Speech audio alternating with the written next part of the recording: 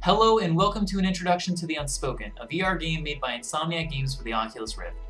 The purpose of this video is to expose new players to the core concepts of the game, going over the basics that you should know before facing off against other players. The core concepts we will explore today include a high-level look into the 5 different classes, including an overview of primal attacks, primal shields, and gesture abilities that are unique to each class.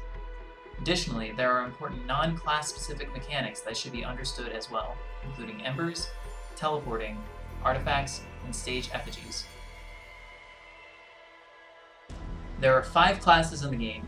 These classes are the Anarchist, Blackjack, Kineticist, Drifter, and Electromancer.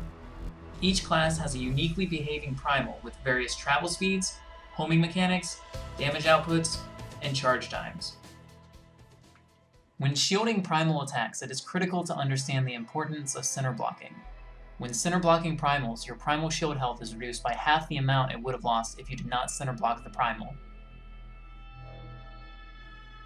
You will know that you have center blocked correctly if the attack is reflected back at the enemy, or absorbed into your shield if you are playing the Electromancer class.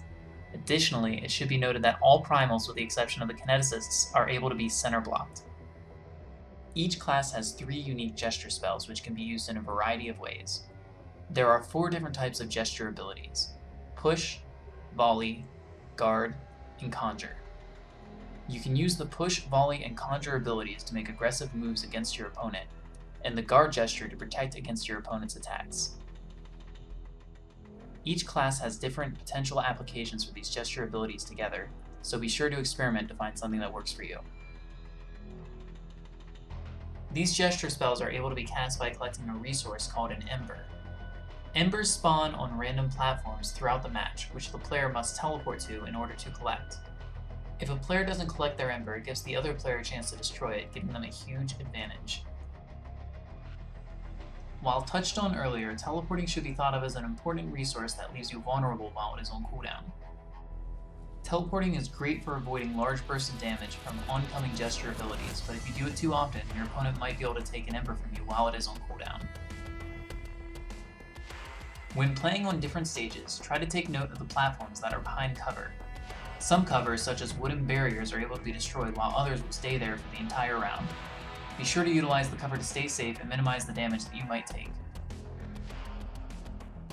One last quick tip for teleporting is you can point down and press A to return to your home platform, which is the platform that you start the round on. In addition to classes, players are able to select 3 artifacts to take with them into a match. These artifacts can be used only once per round and cause massive swings in the battle when used well. Aggressive artifacts, such as the Sphere, function as a shield breaker and will inflict 25% of the opponent's health and damage if it lands. Other artifacts such as Dispel will despawn all gesture abilities, artifacts, primals, and even inflict massive damage on the stage summit, making it great to use in a pinch. Try to use your artifacts in tandem with your gesture spells to overwhelm your opponent. There are 7 arenas in the game, each with between 4 to 6 platforms and a unique effigy that you are able to gain control of on the 2nd and 3rd round of the match.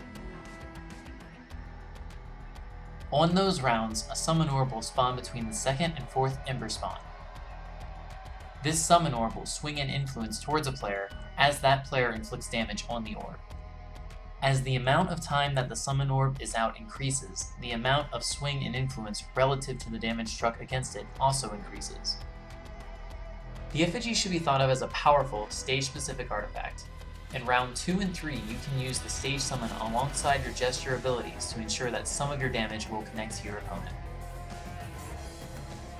The stage bosses provide valuable support, such as holding your opponent in place, forcing them to teleport, or even killing them in one shot if ignored for too long.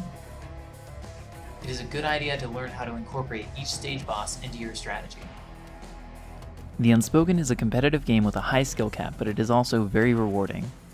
By incorporating these tips and tricks into your gameplay, hopefully you'll have an edge in your matches against your opponents. Lastly, I want to give a huge thank you to Knikki for all of her work in editing this video. Be sure to check out her social media links as well as the links to the Unspoken Discord. I'll see you in game.